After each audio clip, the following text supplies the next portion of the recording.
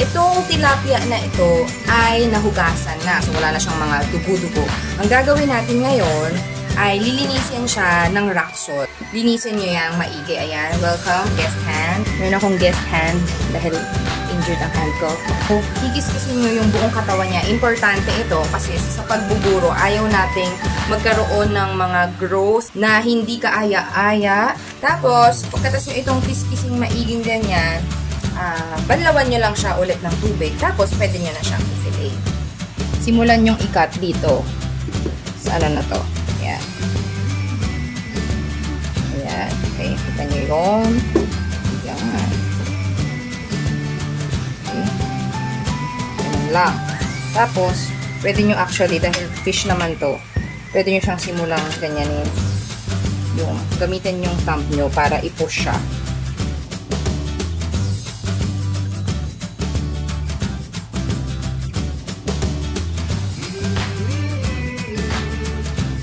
Gawin nyo lang yan for the rest. So, ito, i-mash nyo lang siya. Tapos, ito nga, iprito nyo yan. Ang sarap niyan. Iprito natin yan ngayon. Yay! Yung mga fillet na ito, pwedeng ganyan na siya. Pwede. Pero ako, kinakat ko siya into strips. Hindi naman kailangan na sobrang pantay-pantay. Ngayon, kung medyo beginner pa lang kayo sa pagkain ng buro, kung hindi nyo pa carry yung full flavor niya, pwede nyo kontian lang muna yung fish. So, for 4 cups rice, pwedeng ano lang, parang kalahating kilong tilapia lang yung ilagay. Salt. Tapos, haluin mabuti. By the way, best yung kamay na panghalo dito. Pwede nyo na siyang i-transfer sa isang lalagyan na may takip. Ideally, maganda ialagay ito sa glass container kasi nga para madaling malinisan yun, madaling matanggalan ng amoy. Pero ito kasi available sa akin. At na-try ko na rin talagang gumawa ng buro sa lalagyan na ito. Although plastic siya, para matanggal yung amoy, babaran nyo lang ng sabon at konting sunrox or bleach. Spread out nyo lang din yung mga fish. Tapos, sisikin. Sabi ng nanay ko, hindi daw lahat kayang gumawa ng buro. Meron daw mga tinatawag na mababahong kamay.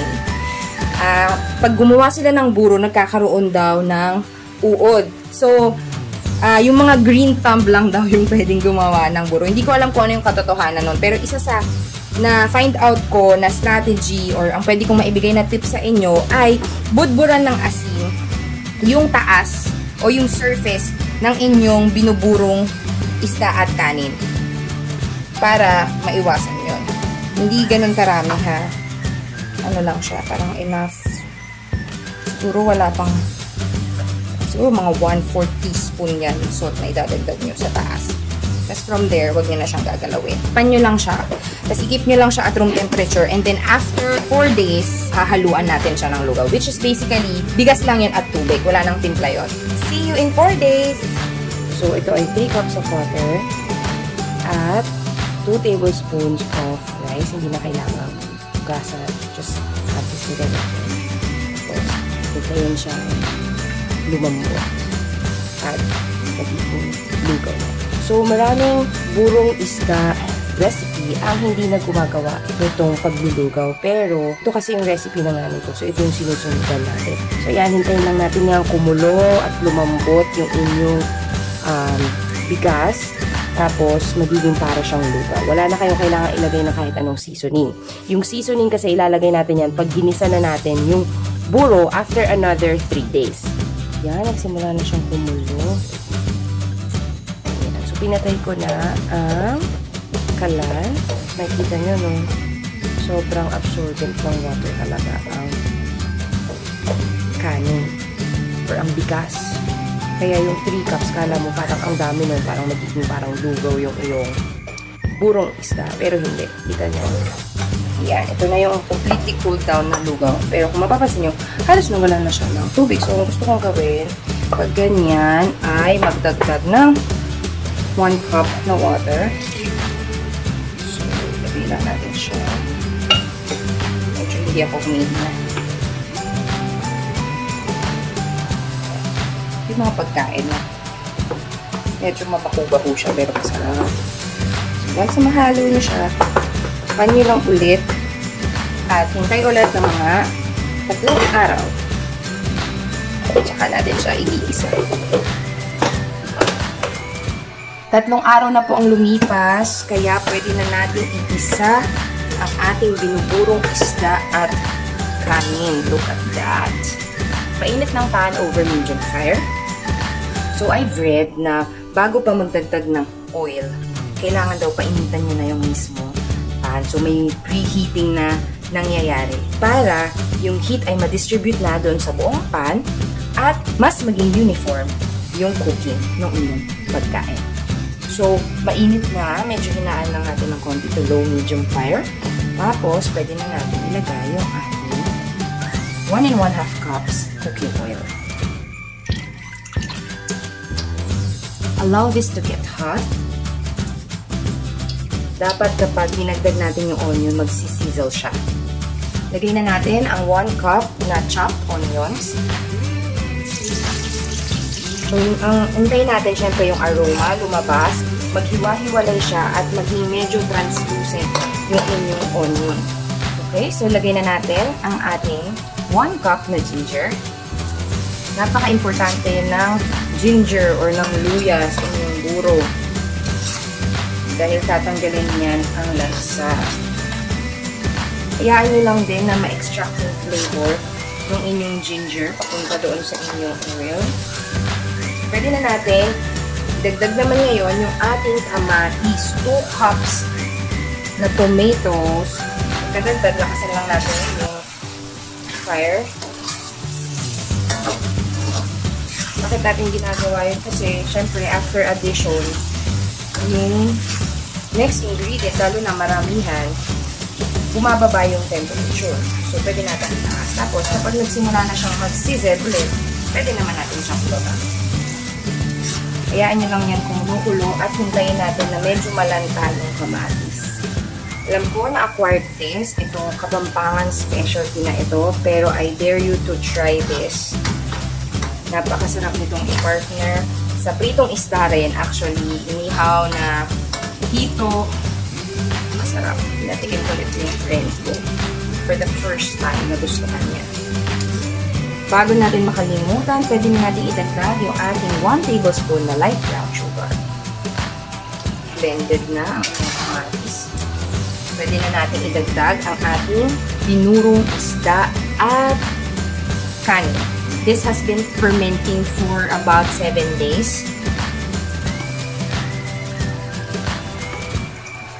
Haluin mabuti. So, sa umpisa, parang nakahiwalay yung mantika dun sa kanin. Pero mamaya, habang umiinit yan at habang kumukulo, ay nagjo-join forces nyo. Kita nyo, humalot na yung inyong oil. Kung meron kayong exhaust fan sa inyong kitchen, huwag nyo kalimutang buksan. At this point, since nag-blend in na yung mga bagay-bagay, yung isda, yung oil, pwede nyo na itong tikman para timplahan according sa inyong panlasa.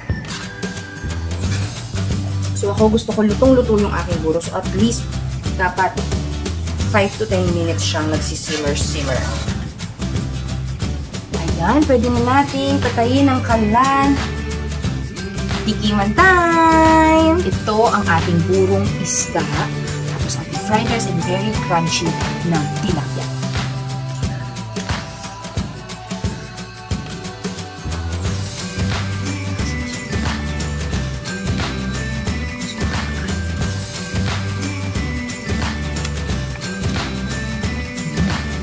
Ang sarap din ito kapag may nilagang talong.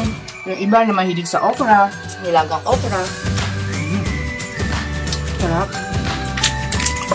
Sobrang crunchy yung isda. Yun ang favorite ko. Yung malutong pagkaluto. Kasi kinakain ko. Pati yung buntot.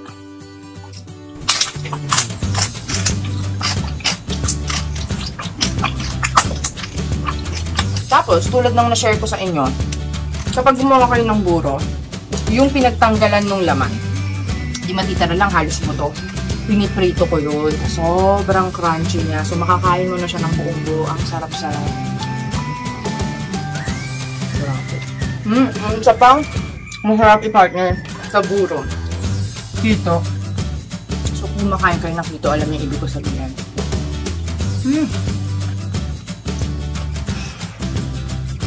Sarap. Siyempre, makain din ng buko.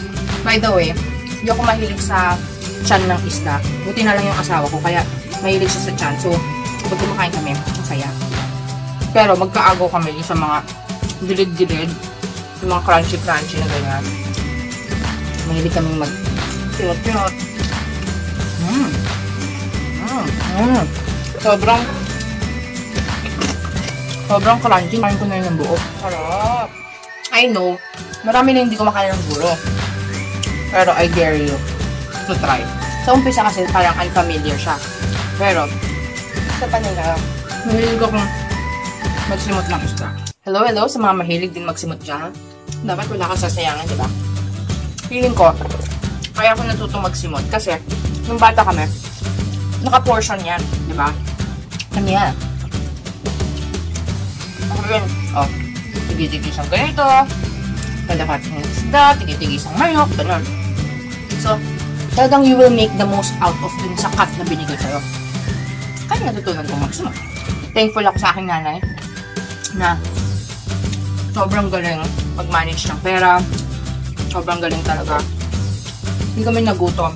Pero yung portion control, ayan, tinuro niya sa amin. Siyempre, nung bata ko, parang siyempre, parang feeling ko, gusto ko pa ng more na isda, or more na chicken, or baka, or baboy. Pero, hindi ko malalaman na mas masarap pala yung nagsisimot. Kahit sa isda, kahit sa manok, baboy, baka, kambing, kahit ano pa yan. Ang masarap talaga yung nakakabit doon sa buto. Makapinik. So, everything works together talaga for our good.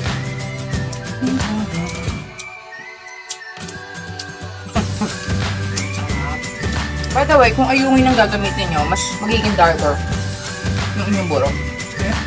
Nakain ko rin sobrang crunchy niya. Nakain ko rin yung tiyan. Ito na lang.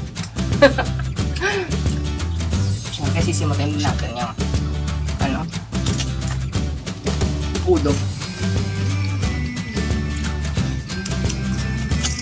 Pero may mas matindi sa akin mag-pimot. Sila, believe. Friend ko. Hi, loves. Sarap. Sarap ng asin. Sarap. Ay! Tiyaan! Finish! Meron lang po akong ilang mga recipe notes bago ako magpaalam for today. Bali, ito pong binahagi ko sa inyo na 1 week binuro na isda and kanin ay very mild yung flavor niya. Kapag gusto niyo po ng stronger na flavor, then make it 2 weeks. By the second week na binuburo niyo po ito, mas magiging maasim siya and then magkakaroon na ng somehow parang alcohol taste. Pero sobrang slight pa lang. Pag pinatagal niyo pa, 3 weeks niyo pa, then mas magiging matapang pa yung alcohol taste na yun. And yun yung madalas kong natitikman sa mga version dito sa Bulacan. Maliban pa sa kulay pink siya. Kung nakatulong po sa inyo ang video na ito, please like and share sa inyong mga friends. At huwag nyo rin pong kalimutan na mag-subscribe and i-turn on ang notification bell dito sa aking channel. Punta rin po kayo sa aking Facebook page. I-like nyo rin po ito, i-follow and i-see first. Meron din po akong Instagram at FullyFreeLeslie. I-follow nyo rin po ako doon. And lastly, for the printable version ng recipe na ito, go to my blog or website www.fullyfreelyleslie.com. Bye! Sa ulitin!